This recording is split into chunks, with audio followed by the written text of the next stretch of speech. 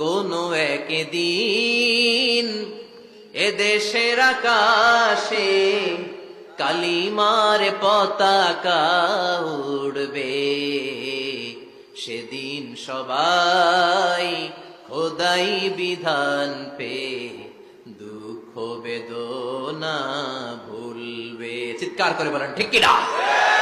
এই স্বপ্ন প্রতিটা মুমিনের অন্তরে থাকার দরকার আছে না নাই?